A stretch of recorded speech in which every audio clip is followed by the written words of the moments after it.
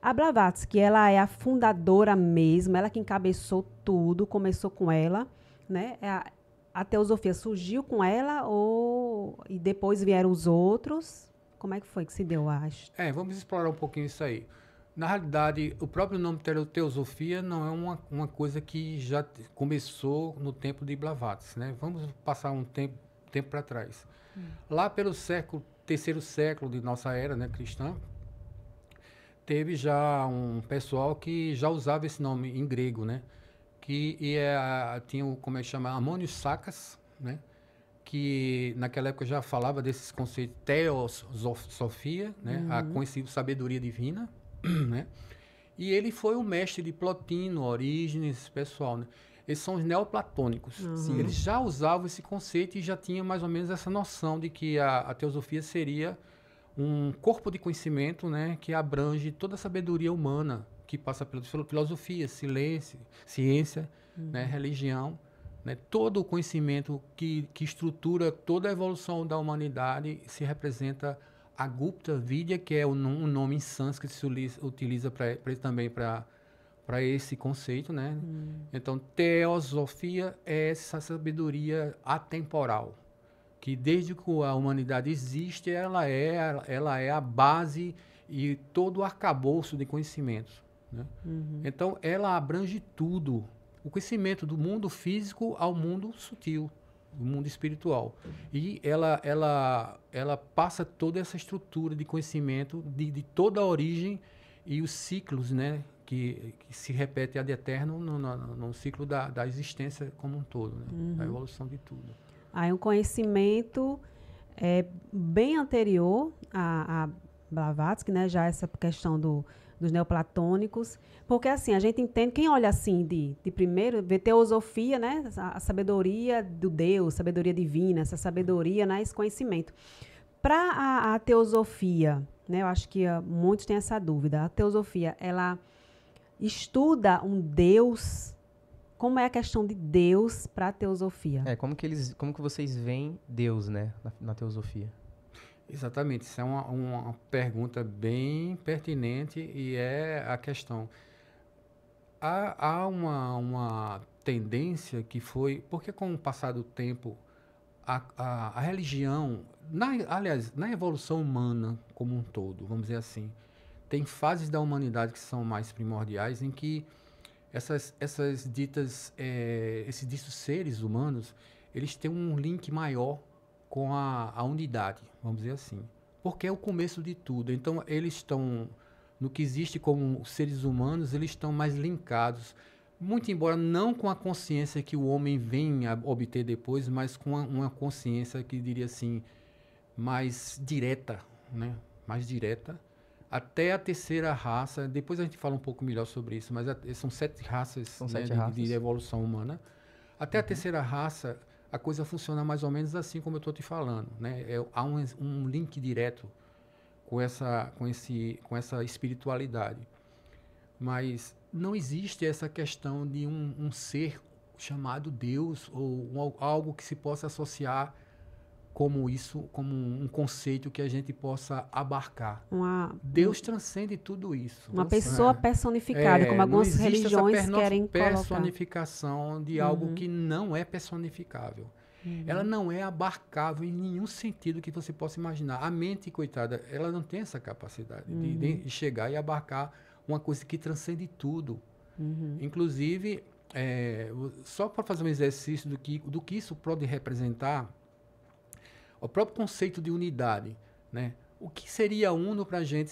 A unidade seria aquilo que é tudo. Se aquilo que é tudo, vamos em cima desse conceito da unidade, se aquilo que é tudo é tudo, então como é que você pode dividir em partes? Como é que você pode perceber algo que é a totalidade? Se algo é a única coisa, não existe duas coisas, né? Então, a partir desse conceito só da unidade, você já vai entender que não existe uma coisa que você possa definir como a existência de um Deus no sentido que nós entendemos como tal. Ele transcende isso aí, tá entendendo? O todo é o um e o um é o todo, né? Fazemos parte de uma coisa só, né? Exatamente. Ainda tem a questão de que essa unidade, no que podemos abarcar com a nossa pifiamente, poderíamos dizer assim, porque ela não tem essa capacidade de ir muito além. Essa unidade, ela não representa ainda isso, a ultima realidade. Tá entendendo? Porque aquilo que normalmente até a cultura hindu chama de aquilo, né? Para não denominar uma coisa assim, chama aquilo. Ele é ser e não ser ao mesmo tempo. Né? Tudo que existe e não existe está dentro desse contexto e ele não é nada, nenhuma coisa, nem a outra coisa. É uma coisa muito complexa de se falar, né? Nessa dualidade, né? Bem complexa. A própria dualidade já não é ele, porque ele não seria nada dual. Tudo que é dual já é manifestação. Né? Então, assim, também pega então essa visão budista, então, de interdependência também seria, né? Tá tudo ligado a ao uno, a essa ideia que esse você conceito tá falando, de sagrado seria também tem essa questão. Essa interconectividade, isso já é no campo da manifestação, é que tudo de fato não está desconectado com nada, está muito pelo contrário, totalmente interconectado. Então, se você fizer o exercício de imaginar a estrela mais distante que aquele novo telescópio que foi inventado recentemente, o James Webb, pode alcançar, ele também não consegue alcançar ainda seria o mais outro tanto de distância que ele pode ver para chegar a outra realidade, e essa outra realidade não seria o fim, e assim vai. E mesmo essa altérrima realidade que você possa imaginar ou alcançar com qualquer equipamento, ela está totalmente linkada com nossa realidade, com um átomo nosso, com tudo. Então, qualquer coisa que houver uma modificação, e estudo está em eterna modificação e movimento no universo, qualquer essa modificação dessa está interligada e vai exercer alguma mudança em algum momento na coisa mais distante e imperceptível por nós mesmos. Que é o efeito borboleta, né? Exatamente. Esses filmes trabalham bem esses conceitos. Onde o furacão, onde o bater de asas de uma borboleta em um certo lugar acaba acontecendo um furacão em um outro canto, né? Exatamente. Então, tem esses pontos, né? E a teosofia bate muito nesses pontos, assim, de observar, dessa observação longínqua, né? Porque o James Webb, a gente consegue ver o passado, né? De todas aquelas estrelas, o passagem da luz até chegar nele, né? A gente consegue ver o que já foi, o que não existe mais, talvez, né? Também. Exato. É bem interessante isso. Um conceito da atemporalidade, né? Se a gente fosse pensar nesse uno, nesse tudo, é atemporal, né? A gente tem apenas um indício, seria um indício de um início de tudo, né? Ali com a teoria do Big Bang. Bom, isso aí, desse campo do tempo, né? Tudo que está no espaço-tempo é manifestado. Essa realidade ela é atemporal mesmo, ela não tem nada que possa amarrar em termos de tempo. Ela é eternidade, até como Blavatsky gosta de dizer, um termo, duração. Não tem nem começo, nem meio, nem fim, é uma coisa que não tem, né, nenhuma... Os textos, os principais conceitos, assim, ensinamentos da teosofia. E principais textos, porque a gente só tem os textos da Helena, ou teve outras pessoas também que foram, assim, que tiveram também uma visão muito boa sobre a teosofia, que influenciaram, né? Isso.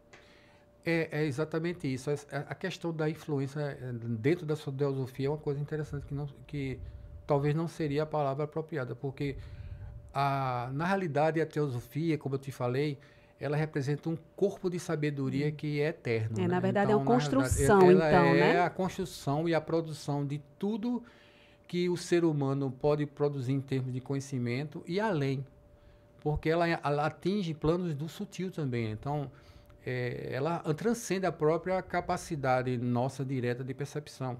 Né? A teosofia vai além disso tudo. Além da racionalidade transcende desse físico, a ideia, né? Assim, são estudos transcendentais. Então, também, a gente poderia dizer que a teosofia ela é a base e a estrutura e o arcabouço de tudo, e todas as coisas estão em função consciente ou inconsciente dessa coisa, desse corpo de conhecimento que existe, né? Então, seria mais fácil dizer que tudo se influencia através dessa Gupta Vidya, né, e não o contrário. Né? Então, a gente poderia dizer que, por exemplo, quando foi fundada a Sociedade Teosófica, ela abriu um trabalho, inclusive é interessante dizer para vocês que a estrutura que está por trás do nosso mundo manifestado é uma coisa abismal, grande demais. E é como o povo gosta de dizer, nós somos a ponta do iceberg, né? Verdade. O resto é aquele iceberg está encoberto. Então, o que está encoberto é exatamente o que representa o que está por trás da cena que nós representamos aqui, esse mundo que nós vemos e todas as coisas materiais. Então, essa parte aí é a parte e a estrutura que existe e funciona, e a hierarquia, né, que governa, as hierarquias que governam a estrutura do universo. Então, em termos do campo humano, existe uma hierarquia, a grande fraternidade branca, que está por trás dessas coisas todas. Então, são adeptos, mestres, né, seres de alta luz, de conhecimento, que já transcenderam o mundo material, né, como nós conhecemos, o mundo maiábico, né, que é o mundo de ilusões. E eles ficam aqui, porque eles poderiam muito bem, e isso é que é uma questão interessante de se falar, é que o ser humano, a meta dele é a libertação da teia da ilusão, vamos dizer assim, né, de Maia. Então, uma vez que você obtém esse conhecimento que destrói a nossa prisão na ilusão, como Matrix, aquele filme, né? Isso, exatamente. Então, você se liberta e você pode se recolher à unidade. Porque você não se identifica mais com nada do que é material. Você vai cortando, é o contrário. Você vai desconstruindo tudo que foi construído em termos de apego material. Né, material. Então, você vai se libertando até o ponto que você realmente se liberta. Inclusive, você se liberta da obrigação de se reencarnar. Então você transcende e você vai passar é evidente, não é o período de toda uma eternidade, mas seria uma eternidade para o nosso conceito de tempo, que é a nível planetário, a nível logóico, que é o sistema solar como um todo. Então você se unifica com uma consciência, uma realidade, e você se recolhe a ela, a essa unidade. Então, num outro período muito longo, você vai recomeçar o processo novamente. Mas o que acontece? Existe a possibilidade, baseada na existência dessa própria hierarquia, de que você não faça esse processo todo e se recolha a essa unidade. Você permanece aqui para trabalhar pela humanidade.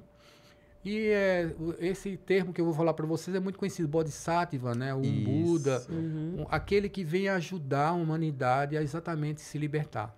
É aquela questão, né? Nós somos, que as tradições falam, né, espirituais, que nós estamos experimentando, né, uma realidade material. Nós não somos um corpo, né? Nós somos uma alma experimentando um corpo, né? Então, faz parte da experiência humana. Eu acho que a grande questão, a grande pergunta é essa: por que nós estamos aqui? Por que esse sofrimento todo, né? Então, uma das respostas seria essa. Então, seria ser um ser um Bodhisattva, né? Bodhisattva, que né? Para experienciar e ajudar os outros nessa caminhada terrena. Ele impede de se iluminar para ajudar na iluminação das outras pessoas. É isso, né? E a gente pode fazer outro exercício para entender mais ainda um pouquinho disso aí. É que se não houvesse esse trabalho dessa hierarquia, e essa hierarquia, eu estou falando só do campo do que diz respeito ao homem, mas tudo diz respeito a tudo. Né? Toda a estrutura do universo tem a hierarquia por trás. Né? Cada ramo do que você possa imaginar tem o reino mineral, o reino vegetal, o reino animal, o reino nominal, e por aí vai. Dévico e por aí vai. Então, todos esses seres, eles estão trabalhando em prol disso aí, assessorando. E se não houvesse esse trabalho, o mundo entraria no pior dos caos. Aí sim, porque nada mais poderia se estruturar de uma forma em que as consciências pudessem evoluir e conseguir essa percepção unificada de um trabalho consciente que possa se fazer e sair desse mundo maiável de forma consciente. Não haveria essa possibilidade. E tudo mais, vamos dizer assim, se desestruturaria, porque existe tudo uma hierarquia que está trabalhando por trás. Por exemplo, só uma família, por exemplo, se um filho que não vai ter os seus pais, como é que ele vai se criar? Tem que ter uma estrutura, uma família, tudo, um lar e todas essas coisas. Tudo isso é dado, e isso é uma estrutura que o próprio mundo material vai mostrando a gente como funcionam as coisas e que nada pode deixar de ter uma assessoria, de ter alguma tutela. Se você deixar tudo livre, as coisas vão se destruindo e vão degradando até uma forma que não tem mais volta.